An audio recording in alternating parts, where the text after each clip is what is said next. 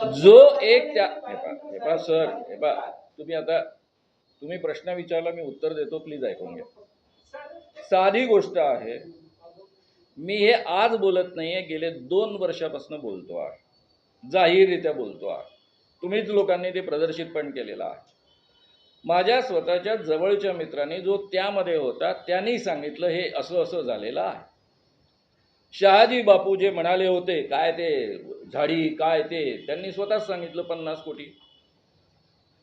त्यांचं वक्तव्य ते यूट्यूबवर अजूनही उपलब्ध आहे, तुम्ही ऐकू शकता. हे मी जाहीररित्या सांगतोय. मी वाट पाहतोय कोणीतरी कोर्ट केस टाकावी, म्हणजे त्या मित्राला आणेन मी तिथे. साधी गोष्ट आहे.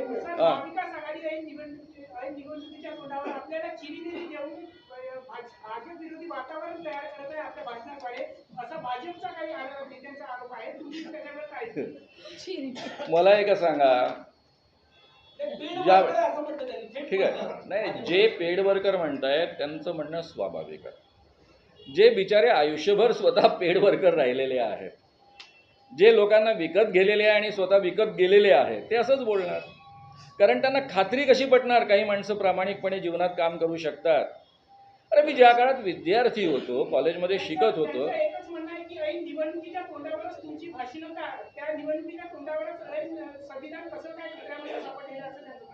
त्याचं हे म्हणणं आहे, त्याचं कारण ते दुसऱ्यांचं भाषण कधी ऐकत नाही, कधी वाचत नाही, त्यांना श्याम मानव चीज काय आहे माहीत करून घेण्याची गरज पण वाटत नाही. माझं आजचं आयुष्य नाही, मी हे खूप पूर्वीपासून बोलतोय, 2 वर्षापासून बोलतोय. निवडणुकीची भाषणं ही निवडणुकीच्या आधीच होणार ना.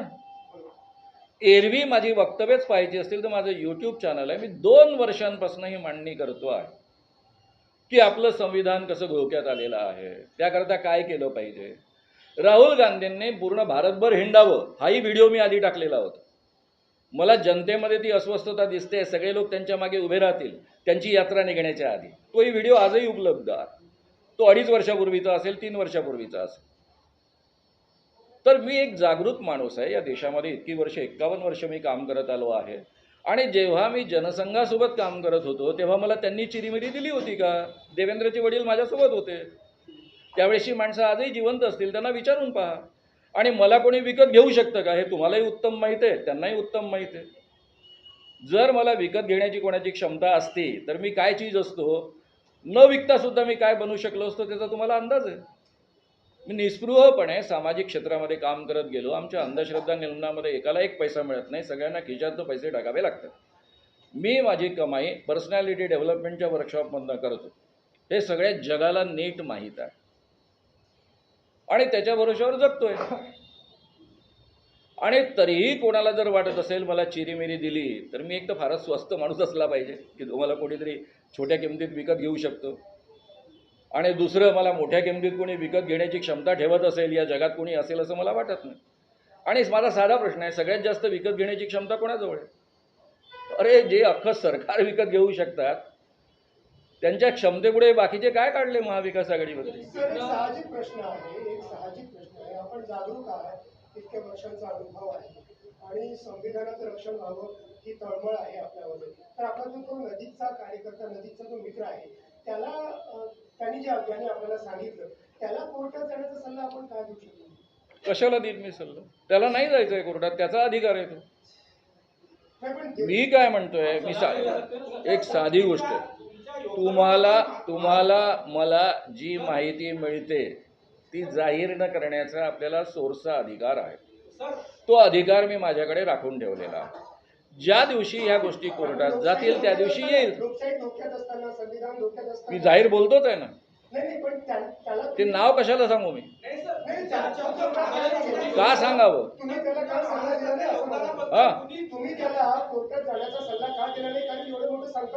त्याचं कारण हे पहा, मग तुम्ही दुसरा प्रश्न विचाराल, मी अजित पवारांना का सल्ला दिला नाही जेलमध्ये जाण्याचा?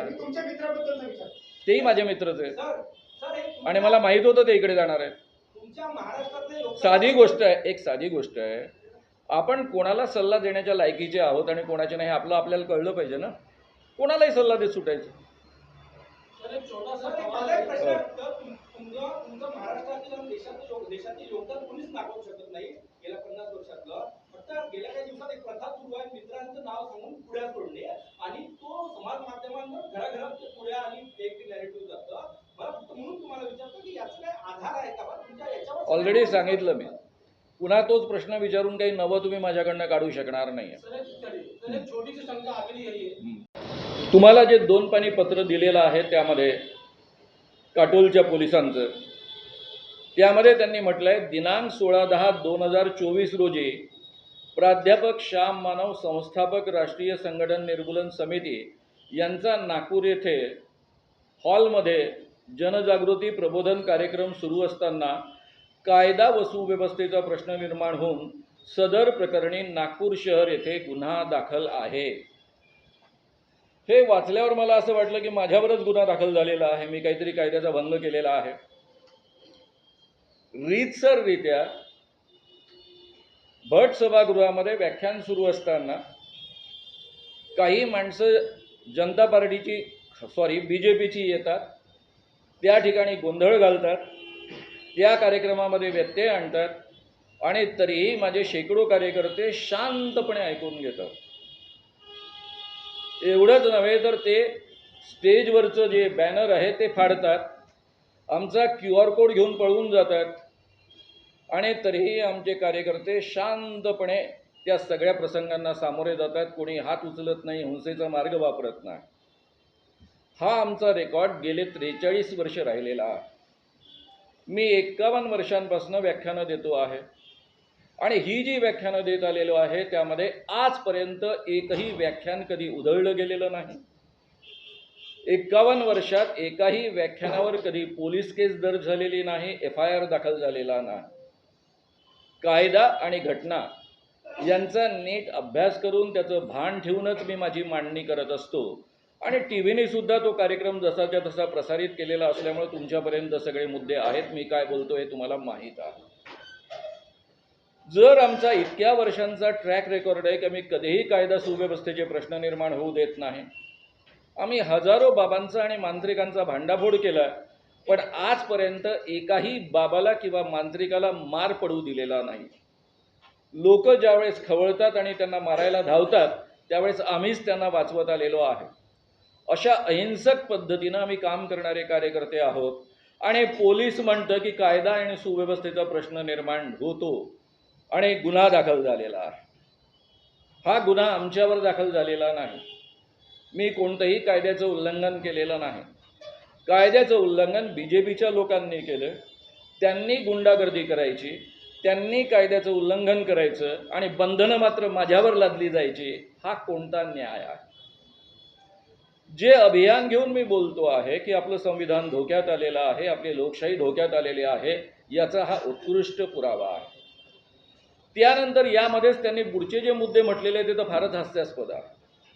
माझ्या YouTube चॅनलवरचे काही हेडिंग्स घेऊन स्वामी समर्थ एक ढोंगी बाबा थे, भगवान है या नहीं, गजानन महाराज क्या संत थे, सारे भगवान भारत में ही क्यों होते हैं, दरगाह में कोई चमत्कारी शक्तियाँ होती है क्या हिंदुओं ने मुस्लिम दरगाह पर जाना चाहिए कि नहीं चाहिए, या पद्धतीच्या भाषणाच्या व्हिडिओज माझ्या चॅनलवर उपलब्ध आहे. याचा उल्लेख पोलिसांनी केला. एक तर हा उल्लेख करताना त्यांनी अभ्यास केला असेल. अभ्यास केल्यानंतर मी जर काही चुकीचं बोलत असेल, कायदेशीररित्या काही कायद्याचं उल्लंघन करत असेल, माझ्यावर केसेस दाखल करायला पाहिजे. मी कुठेही कायद्याचं उल्लंघन करत नाही. मी डिफेमेशनच्या जवळपास 6-7 केसेस फेस केलेल्या आहेत. कायद्याच्या मर्यादेत राहून तसं बोलायचं याचं उत्कृष्ट ज्ञान मला आहे. उलट हे जर व्याख्यानं त्यांनी ऐकली असती तर या ठिकाणी ती नोंदवण्याची हिंमत पण केली नसती. या सगळ्यांचा उल्लेख करून तुमचे कायदा आणि सुव्यवस्थेचे प्रश्न निर्माण होऊ शकतात, म्हणून माझ्या सभांना परवानगी नाकारण्याचं कारण काय, हा माझा साधा आणि रीतसर प्रश्न आहे. प्रामुख्यानं 20 तारखेचं व्याख्यान रद्द करणं, 26 तारखेचं व्याख्यान रद्द करणं आणि हे दोन्ही व्याख्यानं ज्या ठिकाणी होत आहेत ते ठिकाण म्हणजे प्रत्यक्षामध्ये देवाभाऊचा मतदारसंघ आहे. आता तुम्हाला आचारसंहिता लागू झाल्यानंतर कुठे कुठे व्याख्यानं झाली याचाही मी उल्लेख करून टाकतो. एक व्याख्यान झालेलं आहे 16 तारखेला ते प्रत्यक्षामध्ये तुम्हा सगळ्यांना ज्याची कल्पना आहे सुरेश भट सभागृहामध्ये झालेला आहे. 17 तारखेला सडक अर्जुनी गोंदियाला झालेला आहे. 18 तारखेला उमरेड जिल्हा नागपूरला झालेला आहे. त्या व्याख्यानाच्या आधी तिथल्या DYSPने मला नोटीस दिली. त्या DYSPने नोटीस देत असताना मी त्यांना म्हटलं, माझा 51 वर्षाचा रेकॉर्ड आहे, माझ्या व्याख्यानामध्ये कधीही कोणती गडबड होत नाही, कायदा सुव्यवस्थेचे प्रश्न येत नाही, मी कधीही कायद्याचं उल्लंघन करत नाही, मला ही नोटीस तुम्ही का देत आहात? नेमकं तुमचं देवाभावरच का बरं मिळालं? तुम्हाला याचं कारण नीट माहीत आहे. मुख्यमंत्री एकनाथ शिंदे खरंच आहे का? तुम्ही पत्रकार आहात, मीही पत्रकार आहे. एकनाथ शिंदे मुख्यमंत्री का झाले म्हणण्यापेक्षा ते का आलेत याची कारणं तुम्हाला माहिती आहे. दुसरे उपमुख्यमंत्री का आलेत हे तुम्हालाही माहिती आहे, मला जास्त जवळून माहिती आहे, कारण ते माझे मित्र आहेत. त्यामुळे सगळं कारस्थान कटकारस्थान करणारा जो माणूस आहे त्याच्याबद्दलच आपण बोललं पाहिजे ना, की जे बळी आहे त्यांच्याबद्दल आपण बोलायचं. काही माणसांची हिंमत असते, अनिल देशमुखांसारख्या माणसांची, जे हिंमत करून जेलमध्ये जाणं पत्करतात. संजय राऊतांसारखे माणसं हिंमत करून जेलमध्ये जाणं पत्करतात. सगळ्यांना शक्य होत नाही. काही लोक स्वतः जेलमध्ये जायला तयार असतात, पण आपले घरचे लोक गेले, आपले जावई गेले, आपली बहीण गेली तर कसं, हा प्रश्न त्यांच्या पुढ्यामध्ये असतो. तर माणसांची ही भीती मी समजून घेण्याचा प्रयत्न करतो. मला मान्य नाही ते, कारण मी त्या पद्धतीनं जीवनात कधी वागत नाही, वागलो नाही. पण इतरांनी याच पद्धतीनं वागलं पाहिजे आणि जेलमध्ये जाणं पत्करलं पाहिजे असं आपण त्यांच्यावर लादणं योग्य नाही, आणि म्हणून मी या बाकी लोकांवर टीका करत नाही.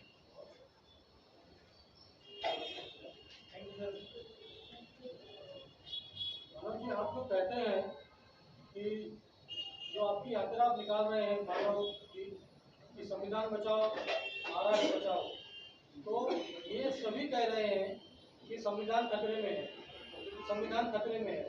राहुल गांधी से लेकर के तो दिल्ली से लेकर के दिल्ली तक के सभी कह रहे हैं संविधान खतरे में है, हर पार्टी कह रही है, लेकिन खतरे में किससे है? बीजेपी से, बीजेपी। आज के शासन से। और वो क्यों है, बहुत विस्तार से मैं ये बातें रखता हूँ अपने व्याख्यान में। कृपया आपने सुना नहीं होगा तो ऑलरेडी यूट्यूब पर उपलब्ध है, हर जगह सुन लीजिए। बीजेपी से कैसा खतरा? वही कह रहा हूँ, उनका जो शासन है उन्होंने पूरा संविधान लपेट कर रखकर अपना शासन निर्माण किया है। महाराष्ट्र में तो संविधान गाड़ कर खड़ा किया है। डिफेक्शन लॉ लागू नहीं हुआ, कुछ भी लागू नहीं हुआ। यानी आप मानिए, चुनी हुई सरकार है ना, चुनी हुई सरकार बोलेंगे इसको आप? क्या ये बोले? आप चुनी हुई सरकार का अपमान कर रहे हैं। आपके हिसाब से क्या? हाँ बिल्कुल बोल रहा हूं मैं। ये अगर चुनी हुई सरकार थी तो उद्धव ठाकरे की सरकार चल रही थी, उसमें अगर कोई डिफेक्शन होता, बाइज्जत 40 MLAs अलग होते, वे स्वतंत्र पक्ष निर्माण नहीं कर सकते डिफेक्शन लॉ के अनुसार, वो किसी पार्टी में शरीक होते और उसमें से ये सरकार बदलती तो ठीक था। जो हमारा डिफेक्शन लॉ है उसके अनुसार कुछ भी घटित नहीं हुआ है। एट ए टाइम 40 MLAs नहीं गए हैं, पहले कुछ MLAs गए हैं, उसके बाद में कुछ गए हैं, उसके बाद में कुछ गए हैं, और कुछ दिनों बाद 40 तक का आंकड़ा पहुंचा है। इस ढंग से डिफेक्शन लॉ लागू होता है, लेकिन हमारे महाराष्ट्र में डिफेक्शन लॉ लागू नहीं किया गया।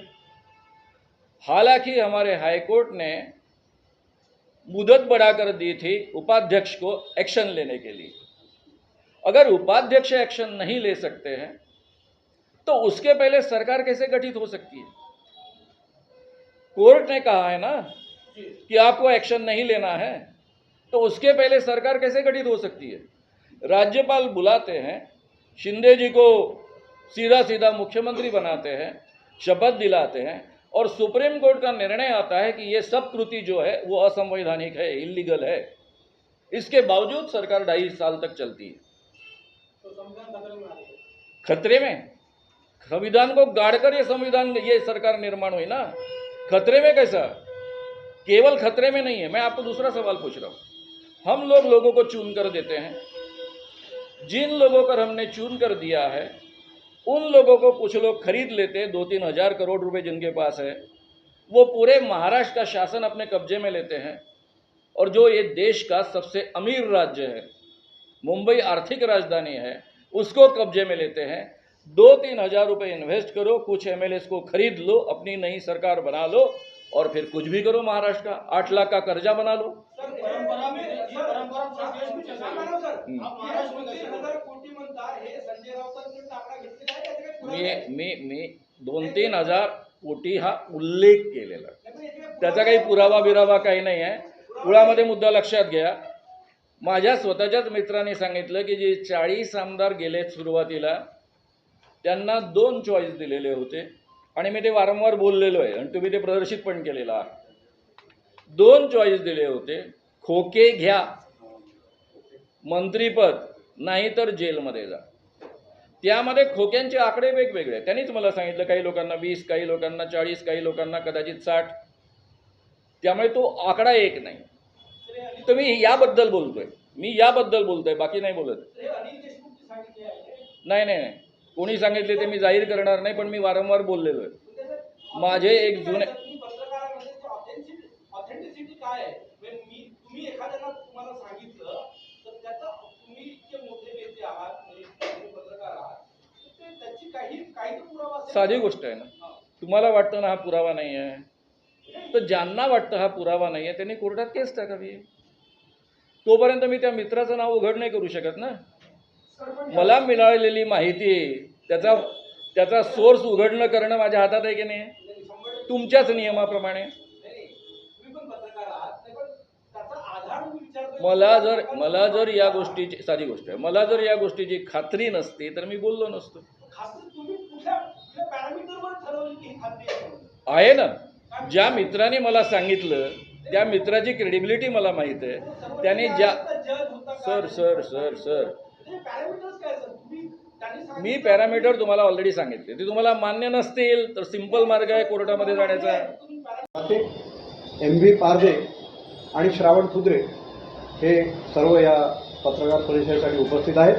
मी प्राध्यापक श्याम मानव सरांना ही विनंती करतो की त्यांनी आपल्याला संबोधित करावं.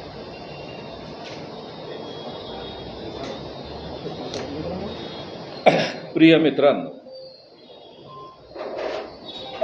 अभिव्यक्ती स्वातंत्र्याचे आपण सगळेच्या सगळे दूत आहात,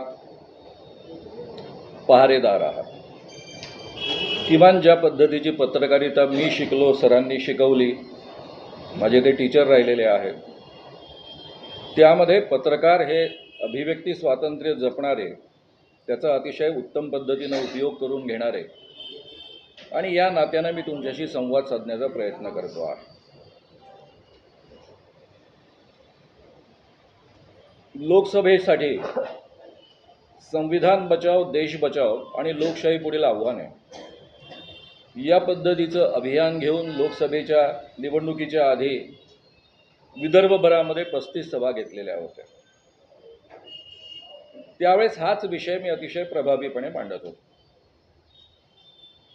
आता आपण ज्या सभा घेतो आहोत विधानसभेच्या आधी, त्या संविधान बचाव महाराष्ट्र बचाव या अभियानांतर्गत सुरू आहे. ज्या ज्या ठिकाणी सभा झाल्या त्याची लिस्ट तुमच्या पुढ्यामध्ये दिलेली आहे. 29 सभा आतापर्यंत झालेल्या आहेत. त्यामध्ये हाच विषय मी मांडतो आहे.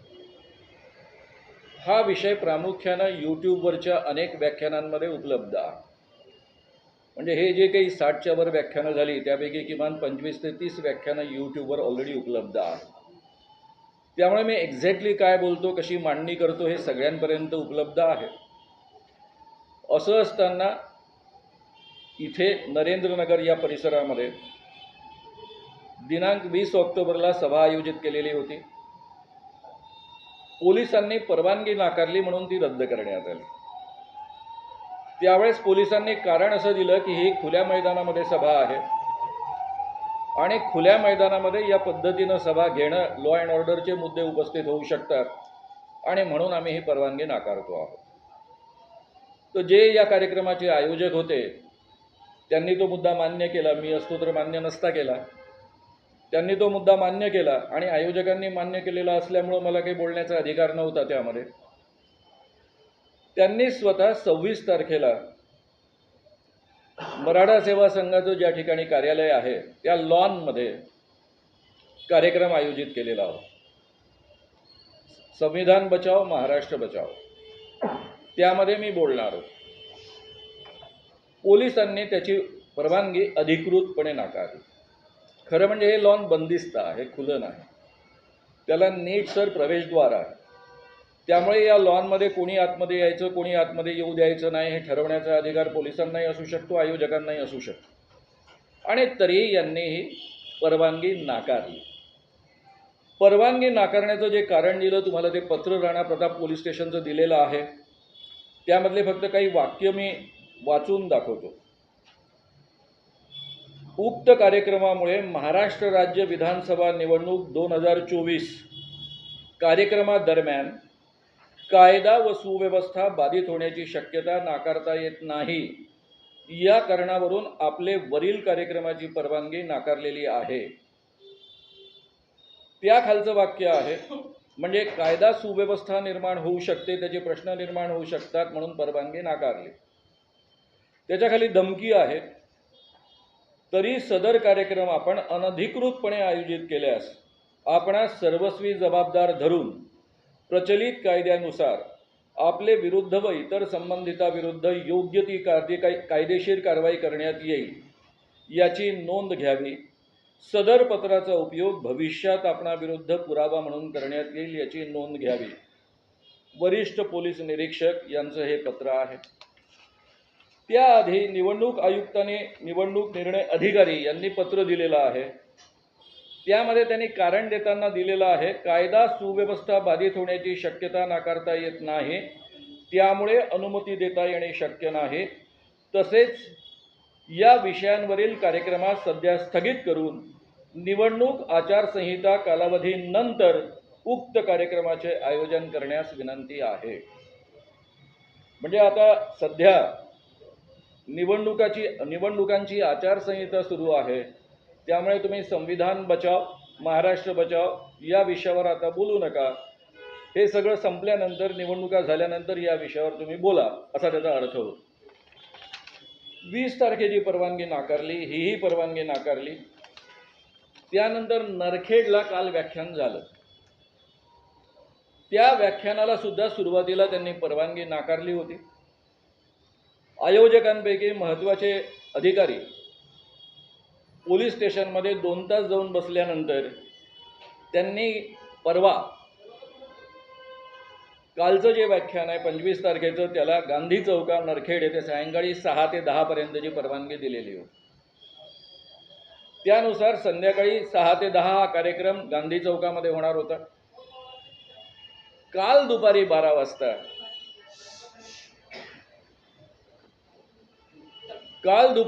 वाजता त्यांनी आम्हाला कळवलं की तुम्हाला खुल्यामध्ये कार्यक्रम घेता येणार नाही, हॉलमध्ये घ्यावा लागेल.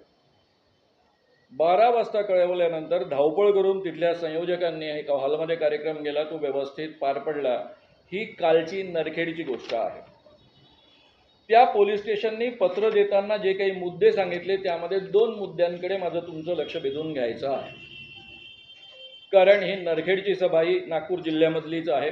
सभा नाकारल्यात, या दक्षिण पश्चिम मधल्या सगळ्या सभा नाकारल्यात. तुम्हाला घाबरलेत का, काय वाटतं तुम्हाला? डेफिनेटली मला असं वाटतं. आता देवेंद्र भाऊ स्वतः डायरेक्टली घाबरले की इनडायरेक्टली घाबरले मला माहीत नाही. कदाचित असं असतं, कधी कधी काय असतं की केटलीच जास्त तडतड करत असते चहापेक्षा, असं पण असू शकतं.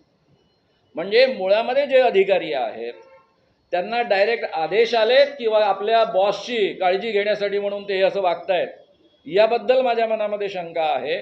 पण डेफिनेटली देवेंद्र भाऊ घाबरल्याशिवाय असं होणार नाही.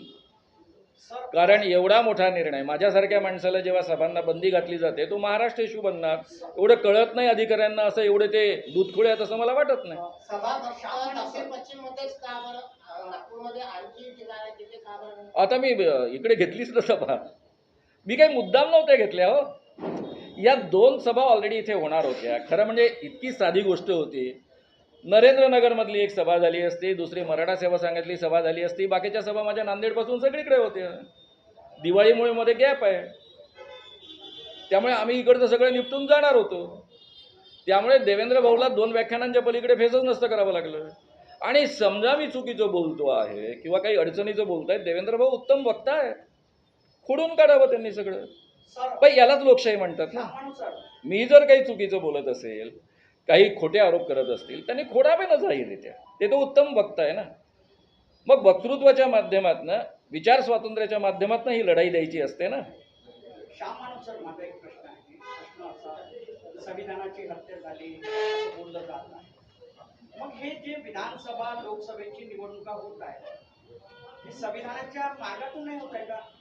का बोललं जात आहे की संविधानाची हत्या झाली? देश कशावर चालत आहे?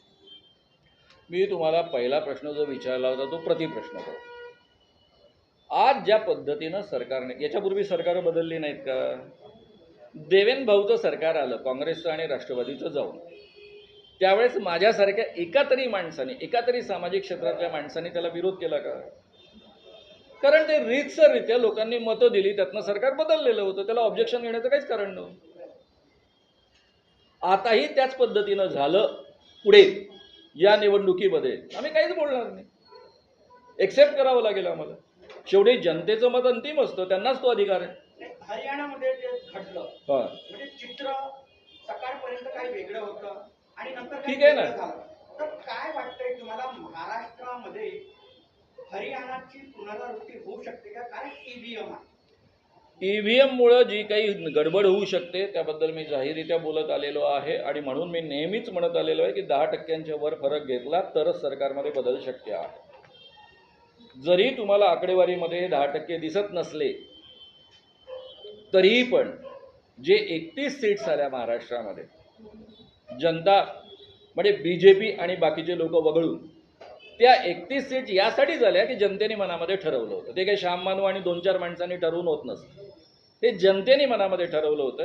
आम्ही फक्त त्यांना आत्मविश्वास दिला की असा बदल आपण करू शकतो. आता मित्रांनो त्याच पद्धतीचं वातावरण आहे. उलट त्यावेळेस बिलकुल आत्मविश्वास नव्हता, लढणाऱ्यांमध्ये आत्मविश्वास नव्हता, मत देणाऱ्यांमध्ये आत्मविश्वास नव्हता. तो आता आलेला आहे आणि त्यामुळे हा बदल निश्चित होणार आहे आणि हा बदल मोठ्या फरकानं होणार आहे.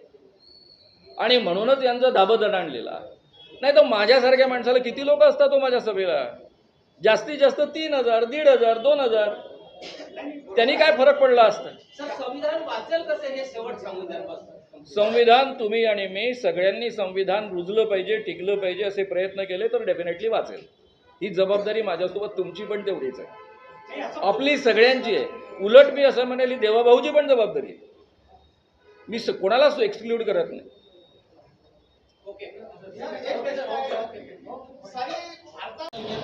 इतना मामूली है क्या जिसे कोई बदल देगा? अरे भाई ऐसे उम्मीद है सर। आप ये कांग्रेस का कोई भी सर, सिक्स मैं आपको सीधा सवाल संविधान जिसे देश चल रहा है, जो ग्रंथ से ज्यादा महत्वपूर्ण हमारे लिए, बिल्कुल नहीं, बदल देगा सर? बिल्कुल नहीं. अभी अपना हमारे प्रेस की क्या हालत है आप जानते हो, मैं जानता हूँ. उसके बारे में हम चर्चा नहीं. ठीक है, खरीद साहब जी, मेरे ज़माने में प्लीज़ मेरे ज़माने में इतना टूट पड़ते थे सरकार पर, सभी टूट पड़ते थे. सरकार पर टूटना ही पत्रकारिता मानी जाती थी. हाँ, आप शायद डिफरेंट पत्रकारिता सीखे हो तो मुझे मालूम नहीं, मेरे टीचर तो यहीं बैठे हैं. तो दूसरी बात ऐसी है, संविधान की हम बात कर रहे हैं. ईडी का जिस ढंग से उपयोग हो रहा है, जिसके माध्यम से महाराष्ट्र की सरकार बनी है, ये संविधान का पालन है. फिर इंदिरा गांधी ने कौन सा संविधान का उल्लंघन किया था? उन्होंने तो संविधान के प्रावधान का ही उपयोग किया था ना. फिर क्यों ये बीजेपी वाले आज के जो है, जो जनसंघ था तब, क्यों ये जनसंघ और बाकी हम सब लोगों ने उनके खिलाफ काम किया? उन्होंने तो संविधान के प्रावधान का ही उपयोग किया था, इंटरनल इमरजेंसी. हमारा संविधान इतना छोटा है कि अब वो जो उसे बदल देंगे वो अरे बदल देंगे नहीं, बदल रहे हैं। ऑलरेडी उन्होंने उसको न बदलते हुए उसको पूरी तरह से कॉम्प्रोमाइज किया है. ये ईडी की सरकार क्या चीज है? ईडी का कानून इटसेल्फ संविधान के खिलाफ है. आप किसी को भी पकड़ोगे, जेल में रख दोगे, अगर वो गलत है तो वो क्यों नहीं हटा अभी तक का कानून? क्यों गलत तरीके से लोगों को इस तरह से प्रयोग किया जा रहा है? बंदी लावली आहे, तुमची जी व्याख्यानावर बंदी लावली आहे, तुम्हाला असं वाटतं का तुमची जे संविधानिक अधिकार आहे त्याचं हनन होत आहे? आणि दुसरी गोष्ट अघोषित इमर्जन्सी आहे, मागच्या दरवाजाने इमर्जन्सी ठोकल्या जात आहे असं तुम्हाला वाटतं? बिलकुल, तुम्ही माझ्या तोंडातले शब्द उचलले त्याबद्दल धन्यवाद. सर माझ्या प्रत्यक्षामध्ये ज्या पद्धतीनं आज माझ्या भाषणावर बंदी घातली जाते, माझ्या भाषणातनं कधीही लॉ अँड ऑर्डरचे मुद्दे उपस्थित होत नाही. मी कोणाबद्दलही विद्वेषानं बोलत नाही, कोणाला पेटवत नाही. माझी सगळी भाषणं उपलब्ध आहे. मला जी मांडणी करायची असते ती सुद्धा मी अतिशय बॅलन्स करत जातो. मला लोकांचं प्रबोधन करायचं आहे, लोकांमध्ये परिवर्तन घडवायचं आहे. या देशामध्ये माणसांना माणूस म्हणून जगण्याचा अधिकार मिळावा याकरता इतकी वर्ष मी काम करतो आहे. ते मला कायम ठेवायचं आहे. असं असताना जर माझ्या भाषणांवर बंदी घातली जात असेल तर हे संविधानाचं उल्लंघनच आहे. अभिव्यक्ती स्वातंत्र्य दिलेलं आहे, जे आम्हाला 2000 वर्षानंतर प्राप्त झालं पहिल्यांदा या देशाच्या राज्यघटनेमुळं आणि स्वातंत्र्यामुळं.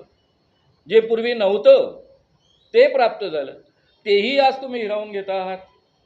एक बाब. आणि दुसऱ्या बाजूनं तुम्ही ज्या पद्धतीनं या सगळ्या यंत्रणा राबवत आहात, या स्वतंत्र यंत्रणा आहेत. पोलीस खात्यासोबतचे माझे संबंध गेल्या 51 वर्षाचे 43 वर्ष तर निखळ संबंध आहे. अंधश्रद्धेचा सगळ्यात जास्त संबंध पोलीस खात्याशी येतो. सातत्यानं मी पोलिसांचं ट्रेनिंग करत आलेलो आहे. कोणतंही सरकार असलं तरी पोलीस तटस्थपणे वागायचं आजपर्यंत या पद्धतीनं कधी पोलीस वागत नसे. आता पोलीस बायास होऊन वागतं कारण त्यांच्या मनामध्ये भीती आहे. खाजगीमध्ये बोलताना ते बोलतात, सर आम्ही जर आदेश ऐकले नाही तर आम्हाला कुठे नेऊन टाकतील याचा भरोसा नाही. पूर्वीच्या काळी अनेकदा पोलीस आपल्या मंत्र्यांचे आदेश ऐकत नसत, कायद्यानुसार वागत असत. ते मंत्री कधी सूडबुद्धीनं वागत नसत त्यांच्यासोबत. आता त्या पद्धतीचं वातावरण संपूर्ण महाराष्ट्रात. मी साधा प्रश्न विचारतो, माझ्या भाषणामधला एक मुद्दा सांगा ज्याच्याकरता तुम्हाला असं वाटतं की खऱ्या अर्थानं काहीतरी लॉ अँड ऑर्डरचे मुद्दे निर्माण होऊ शकतात. मग त्यांनी का मनाई घालून घेतलं? एवढंच कारण आहे, त्यांना देवेंद्र भाऊचं प्रोटेक्शन करायचं आहे. त्यांना कुठेतरी वाटतं की माझ्या सभांमुळं लोकांच्या मनावर परिणाम होतो आणि देवेंद्र भाऊंची जागा धोक्यामध्ये येते. पण संविधानाची हत्या ही काँग्रेसने केली असं भारतीय जनता पार्टीचे मंत्रीच बोलतात. ते काही बोलतील ना हो, त्या बोलणाऱ्यांमध्ये मी आहे ना. काँग्रेसने संविधानाची हत्या इमर्जन्सी आणून केली असं आम्हीच बोलतो ना, आजही बोलतो ना, मी कुठे नाकारतो ते. पण त्यांच्यापेक्षा हे 10 पट वाईट आहेत ना. त्यांनी कमीत कमी इंदिरा गांधीने जे ऑलरेडी क्लॉज आहे त्याचा उपयोग तरी केला होता. म्हणजे आम्ही असं म्हणू शकत नव्हतो की संविधानाचं उल्लंघन केलं. संविधानाचं जे स्पिरिट आहे त्याला इंदिरा गांधींनी मारलं असं आपल्याला म्हणता येतं. यांनी तर संविधान बिलकुल बाजूलाच ठेवलेलं आहे. ज्या पद्धतीनं जेलमध्ये माणसांना भरतात, ज्या पद्धतीनं सभांना परवानगी नाकारतात, ज्या पद्धतीनं यांचे कार्यकर्ते येऊन हुडदंग वाजवतात, आपले विचार मांडणाऱ्या लोकांना वेगळ्या पद्धतीनं वागवतात, ते सगळंच्या सगळं जे निर्माण होत आहे आपल्या देशामध्ये आणि त्यांना छान प्रोटेक्शन मिळतं. तुम्ही जेलमध्ये जायला तयार आहे का? मी जेलमध्ये जायला नेहमीच तयार आहे. हा काय मुद्दा झाला का? नाही आता समजा तुम्हाला परमिशन नाही तरी तुम्ही व्याख्यान देता. मला तर एवढं न कळणं आहेत का मी दूधखळ आहे का? साधी आम्ही सगळ्यांनाच आचारसंहितेमध्ये नोटीस देतो. म्हटलं ही नोटीस उद्या देवेंद्र फडणवीस यांचं व्याख्यान जर उमरेड परिसरामध्ये झालं तर तुम्ही देणार का? त्यावर त्या म्हणाल्या की मी देईन, कायद्यानुसार त्यांना ही नोटीस देईन. जाहीर भाषणामध्ये या गोष्टीचा मी उल्लेख केला होता आणि कौतुक केलं होतं. कायदा जर सगळ्यांकरता समान वापरला जात असेल तर त्याची माझी बिलकुल हरकत असण्याचं कारण नाही. मला नोटीस द्यायला पण काही कारण नाही. ठीक आहे, तुम्हाला एक कायदा आणि सुव्यवस्थेची काळजी म्हणून, पूर्वतयारी म्हणून तुम्हाला नोटीस द्यावीशी वाटते द्या, पण ती मला तुम्ही देणार आणि बाकीच्यांना देणार नाही हे मात्र चालणार नाही. त्यानंतर 19 तारखेला कोंढाळीला व्याख्यान झालं, 22 तारखेला पांढरकवड्याला व्याख्यान झालं. ही सगळीच्या सगळी व्याख्यानं हॉलमध्ये झाली. 23 तारखेला घाटंजीला ओपन चौकामध्ये व्याख्यान झालं. 25 तारखेला नरखेडमध्ये काल पुन्हा बंदिस्त हॉलमध्ये झालं. जे नियम गोंदियात लागू होत नाहीत, जे नियम यवतमाळ जिल्ह्यात लागू होत नाहीत, ते नियम नेमके नागपूरमध्ये कसे लागू होतात, हा माझा साधा आणि डायरेक्ट प्रश्न आहे. त्याचं कारण असं आहे की प्रत्यक्षामध्ये नागपूरमधले जे निवडणूक अधिकारी आहेत आणि चीफ कलेक्टर असतात हे कोणाच्या दबावाखाली वागतात, कोणत्या अधिकाराखाली परवानगी नाकारत आहेत. मी त्यांना एवढंच सांगू इच्छितो की तुम्ही देवेंद्र फडणवीस यांच्याकडनं पगार घेत नाहीत, BJP कडनं पगार घेत नाहीत. हा पगार तुमचा भारतीय जनता देते. कलेक्टरपासून निवडणूक अधिकाऱ्यांपासून पोलीस अधिकाऱ्यांपर्यंत जे अधिकार तुम्हाला प्राप्त झालेले आहेत ते भारतीय राज्यघटनेमुळं प्राप्त झालेले आहेत. ते BJPनं तुम्हाला दिलेले अधिकार नाहीत, देवेंद्र फडणवीसांनी दिलेले अधिकार नाहीत. आणि उद्या जर सरकार बदललं तर तुम्ही काय करणार आहात? आणि सरकार तर बदलणार आहे, जनतेनं ते ऑलरेडी ठरवलेलं आहे. आणि तुमच्या ह्या कृतीमुळं तुम्ही आणखी खोलामध्ये जाता आहात. हे जे बदललेलं सरकार असेल ते जर तुमच्या कृत्याचा उद्या हिशेब घ्यायला लागलं तर तेही भान डोक्यामध्ये असू द्या. तुम्ही जनतेचे सेवक आहात, देवेंद्र फडणवीस किंवा BJP भारतीय जनता पार्टीचे सेवक नाहीत. हा मुद्दा त्यांना मला सांगायचाच आहे. खरं म्हणजे ज्यावेळेस भट सभागृहामध्ये हे प्रकरण घडलं त्यानंतर अभिव्यक्ती नावाचं एक चॅनल आहे यूट्यूबवर, त्यांनी एक व्हिडिओ केला. त्यामध्ये देवेंद्र भाऊंचा एक व्हिडिओ ऐकवलेला आहे. तुमच्या जर तो लक्षात आला नसेल एरवी तर त्याबद्दल तो ऐकावा अशी माझी तुम्हाला विनंती आहे. देवेंद्र फडणवीस असं म्हणतात, माझ्या आदेशाची आणि परवानगीची वाट पाहू नका, विचारू नका, सरळ ॲक्शन घ्या, प्रसंगी ठोकून काढा.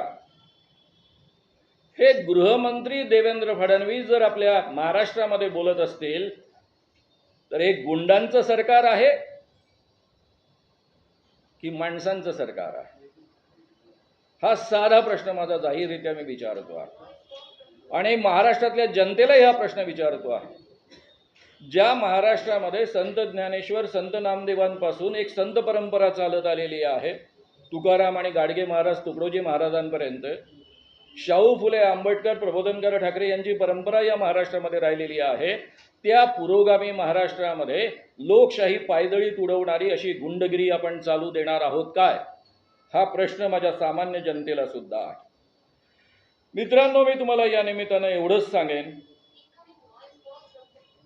की गुंडगिरी हे करणार, कायद्याचं उल्लंघन हे करणार, अभिव्यक्ती स्वातंत्र्याची गळचेपी हे करणार आणि माझ्या सभा नाकारल्या जाणार. या तुलनेमध्ये मी मुद्दाम सांगू इच्छितो, 1975 मध्ये इंदिरा गांधींनी आणीबाणी लादली होती. मी त्याला विरोध करून जेलमध्ये गेलो होतो, याच लोकांसोबत राहिलो होतो. त्यानंतर आम्ही जनता पार्टीचं गठन केलं होतं जेव्हा निवडणुका डिक्लेअर झाल्या तेव्हा. त्यामध्ये त्यावेळेस जनसंघ, फॉरवर्ड ब्लॉक आणि थोडंसं कम्युनिस्टांचं काम असल्यामुळे कम्युनिस्ट असं मिळून आम्ही जनता पार्टीचं गठन केलं होतं आणि आम्ही दणकून निवडणुकांचा प्रचार केला. आता मी जेव्हा तुलना करायला लागतो त्यावेळेस इंदिरा गांधी अत्यंत बलशाली होत्या. या देशामध्ये एकही विरोधी पक्ष असा नव्हता की जो 10 खासदार निवडून आणू शकेल. कोणामध्येही क्षमता नव्हती. आम्ही कॉलेजमध्ये शिकणारी पोरं, आमच्यामध्ये एखादा प्राध्यापक नमा जोशीसारखा, आम्ही चौकात सभा द्यायचो, मोठ्याल्या सभा आयोजित करायचो. कधीही पोलिसांनी अटकाव केला नाही. कधी युवक काँग्रेसच्या किंवा NSUIच्या लोकांनी आमच्यामध्ये हुडदंड काढण्याचा प्रयत्न केला नाही. दणकून आम्ही इंदिरा गांधींवर टीका करायचो, इंदिरा गांधींचे सगळे वाभाडे काढायचो. त्याही काळामध्ये मी 100पेक्षा अधिक सभा घेतलेल्या आहेत. पण एकाही सभेमध्ये काँग्रेसच्या लोकांनी कधी अडवण्याचा प्रयत्न केला नाही, पोलिसांनी परवानगी नाकारण्याचा प्रयत्न केला नाही, कोणी अडचणी निर्माण केल्या नाही. म्हणजे ज्या इमर्जन्सीच्या विरुद्ध अभिव्यक्ती स्वातंत्र्यावर गदा आणली म्हणून आम्ही इंदिरा गांधींचा एवढा विरोध केला. प्रचंड ताकद त्यांच्या हातामध्ये होती आणि ते मात्र लोकशाही प्रक्रियेनुसार वागत होते, संविधानानुसार वागत होते आणि ही माणसं आज संविधान तुडवून, पायदळी तुडवून, लोकशाही पायदळी तुडवून वागता आहेत. आता तुमच्या मनामध्ये प्रश्न पडला असेल की आता पुढे काय? आम्ही पुन्हा शेवटची एकदा रीतसर परवानगी मागू, कायदेशीर. आणि ती कायदेशीर परवानगी जर निवडणूक अधिकाऱ्यांनी दिली नाही, हीच कारणं सांगितली, तर मी गांधीजींचा चेला आहे. गेली 51 वर्ष त्याच पद्धतीनं सामाजिक क्षेत्रामध्ये काम करत आलेलो आहे. याही पलीकडे त्याच पद्धतीनं काम करणार आणि सविनय कायदेभंगाची चळवळ सुरू करणार आणि मुक्काम पोस्ट देवाभाऊचा मतदारसंघ हे आम्ही करणार. केवळ मीच नव्हे, महाराष्ट्रातल्या सगळ्या सामाजिक संघटना त्यामध्ये उतरणार. होऊन जाऊ द्या लढाई. मला एवढंच या ठिकाणी बोलायचं आहे. मुख्यमंत्री आपण प्रबोधन करताय तर आपण असं म्हणताय की एक विचार किंवा आजपर्यंत जे प्रशासन चालत आहे गुलामगिरीमध्ये चालत आहे का की गुलामगिरीमध्ये कार्य करत आहे का? नाही नाही, पहिला प्रश्न असा की आपलं संविधान जे आहे ज्यामध्ये 4 मूल्यांच्या आधारावर ते उभं आहे, इक्वॅलिटी, फ्रॅटर्निटी, लिबर्टी आणि जस्टिस, या पद्धतीचं संविधान, एवढं संपूर्ण संविधान जगामध्ये कोणत्याच देशामध्ये नाही. त्यामुळे ते अद्वितीय आहे, मानवजातीच्या इतिहासामध्ये माणसाला सगळ्यात मोठे अधिकार देणारा आहे. नंबर 1. आज जे सरकार चालू आहे ते संविधानानुसार आणि कायद्यानुसार नाही, ही वस्तुस्थिती आहे. म्हणजे कायद्याने निवडून आलेलं सरकार सुद्धा चुकीच्या पद्धतीनं वागतं आहे, कायद्यांचा गैरवापर करत आहे किंवा कायद्यांचा सोयीचा वापर करत आहे. स्वतःच्या लोकांकरता वापर करायचा नाही. आपल्या लोकांनी किती भ्रष्टाचार केला तरी त्यांच्याकरता कायदे वापरायचे नाही. जे लोक आपल्यासोबत येतील त्यांच्याकरता कायदे वापरायचे नाही. जे आपल्यासोबत येणार नाही त्यांना धाक दाखवून आतमध्ये आणायचं, नाही तर जेलमध्ये पाठवायचं. ही जी पद्धती आहे ती संविधान मोडीत काढणारी पद्धती आहे, लोकशाही मोडीत काढणारी पद्धती आहे, ही वस्तुस्थिती आहे. Thank you sir.